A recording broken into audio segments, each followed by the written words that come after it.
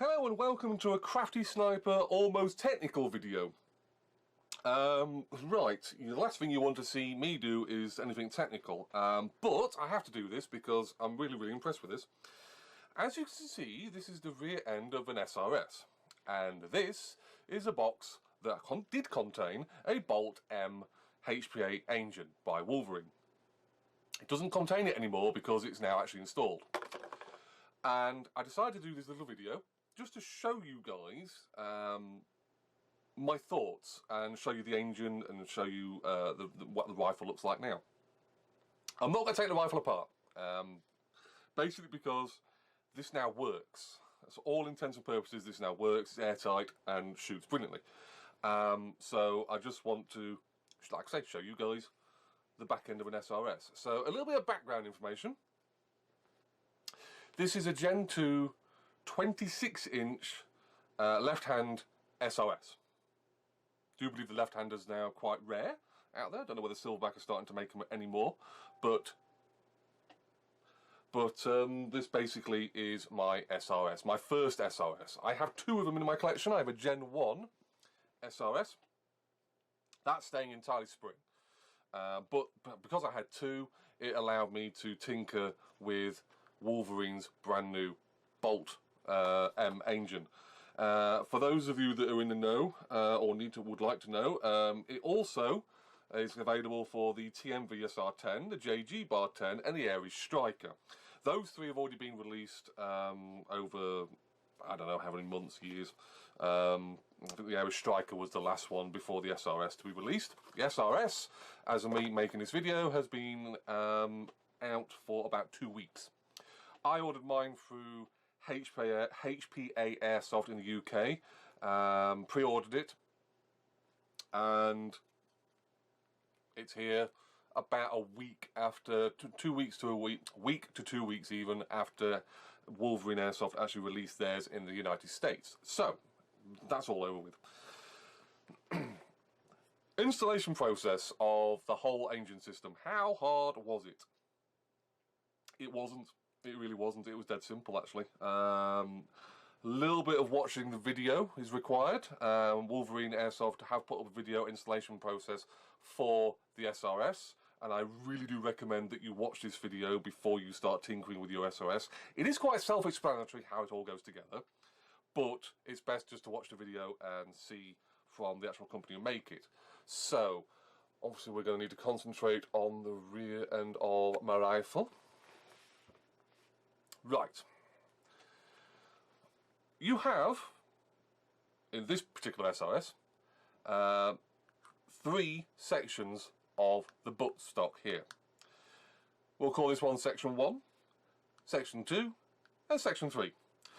Section 1, you have to take off all the whole buttstock, but you have to split this down into its individual sections. Now Section 1 here, the actual rearmost part, you don't do anything to. There's no kind of work to that at all. Section 2, you have to drill a hole. The hole is going to be roughly in line with where the cylinder sits. There is a little cross brace member. You'll see it when you all split this all apart, but basically there is a cross brace of plastic, allows you to line the drill up just where you need to be. The drill bit size, I can't remember off the top of my head what the size is, but basically it needs to be a little bit bigger than what this airline is.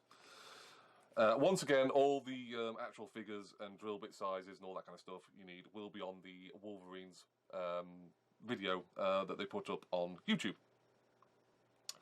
Section 3 here, now this is the one that needs the most work. If you remember, this one is where the spring guide would traditionally sit. Obviously with a traditional spring system, the spring guide will be pushed back into this part, excuse me, and you have to do a little bit of cutting, a little bit of material removal from part 3 here. So what you can do is get a Dremel and you cut a channel out of the inside of this portion of plastic here. Once again, it needs to be a little bit bigger than the airline. about 3 to 4 centimeters long. Once again, sizes, dimensions on the Wolverine airsoft video. Once you've done that, like I say, you can use a Dremel to do it, which would probably give you a nice clean cut. I don't have access to a Dremel. I was going to buy one, but I thought, yeah, sorry, I can do it with a saw. So if you just get a saw, and you can cut out the material that you need to remove. What I would recommend is getting a small file and then filing down the excess plastic in there. You don't want any sharp bits of plastic sticking out of that. Remember, airline. Once you've done all that, you then need to work on this part in here. Now, you're not going to see this. Forgive me, there are builders outside, if you can hear that. Thank you. There is a block of plastic just in here. It is a solid piece of plastic, and basically it houses this screw. It's basically something along the lines of that. You need to drill a hole that goes straight through down the side here. If you get the right size, again, a little bit bigger than the airline, you will not hit that screw. All I will say is, though, take your time, be steady, be thorough. You don't really want to nouse this one up too much, if I'm honest. The guys from Wolverine did say that you could actually, instead of drilling a hole, you can cut a channel for the airline to go through, but it is easier just to cut a tunnel, cut a hole straight through for the airline to go through. Once you've done all that, reassembly of this is actually dead simple. It's just routing the line through that little channel that you cut through in the third part here. That's just there to loop the line round and allow the line to come straight down, and then it's going to pop out, obviously, of the bottom of the rifle. So, that being said, that is basically all you need to do. Once you've done that, you have your engine, and you have a replacement sort of spring guide. Put them all together and slide them into your cylinder here. There's a special cylinder head that goes on the kit. Install that first. That will stay in the cylinder kit. In the cylinder system here. That's very easy to install. Once you've installed all that, it's just a case of putting the thing together. It's very, very simple. Now, the only minor issue I had, and it is only a minor issue, and it might be more my fault and not the actual Bolt M, is the fact of the original cylinder that Wolverine were using in their video, and I originally had in this gun, for some reason wouldn't allow me to put the engine into it. I don't know whether it was a slight bit of damage, I don't know, I have to work on that one to figure that one out. But I did have, as you can see, a spare edgy cylinder, and it works just as well. So that's all installed. Now, because there is no spring pushing this forward and the cylinder head, this spring guide back, this now is incredibly loose. It is literally that loose. Not really a downside, I suppose. There's a slight negative. I probably might wrap some electrical tape around the back here, around the base here of the actual bolt handle, so that I can actually try and lessen the amount of swing on this.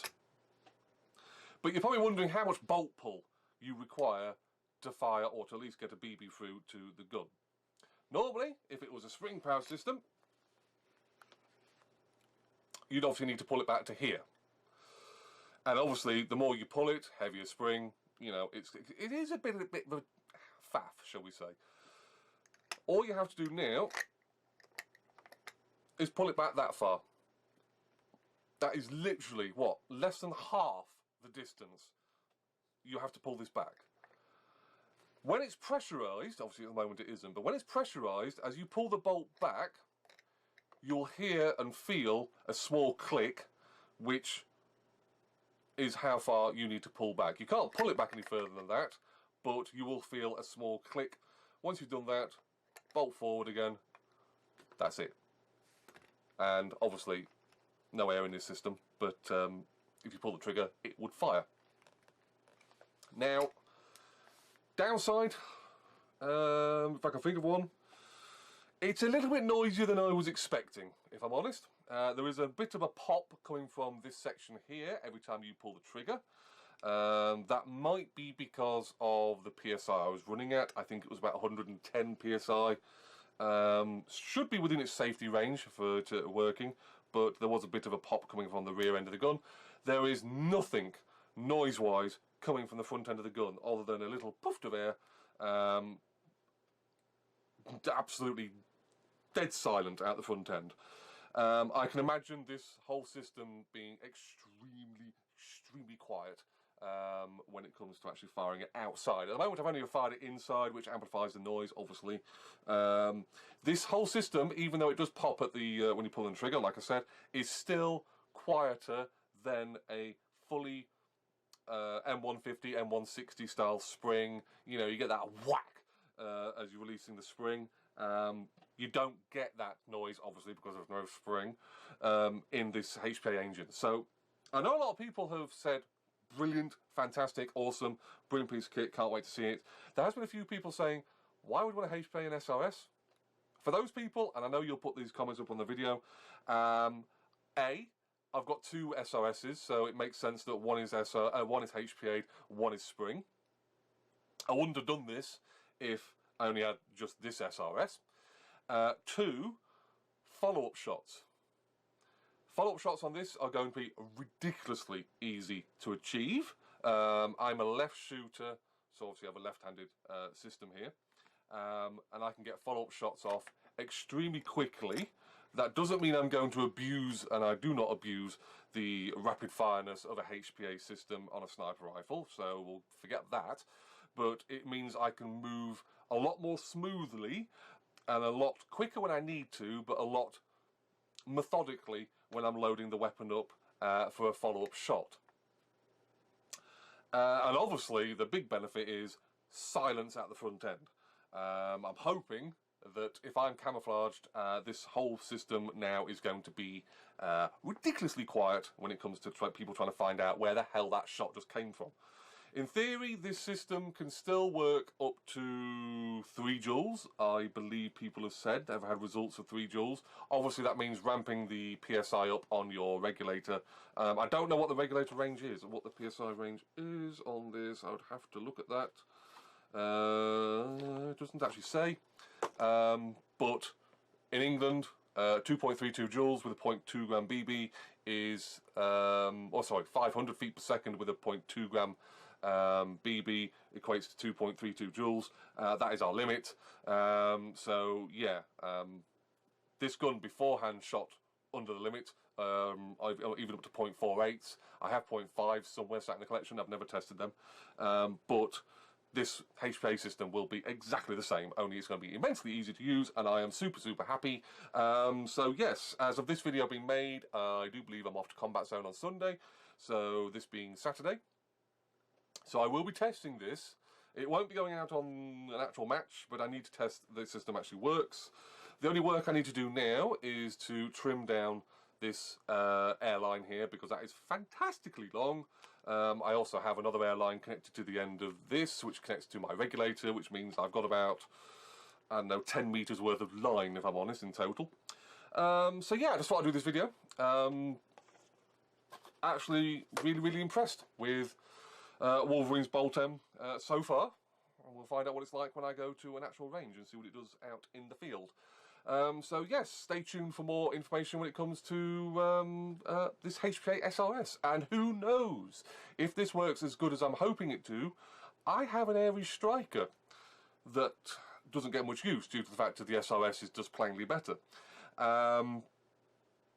Who knows, maybe a Striker HPA. That'll be interesting.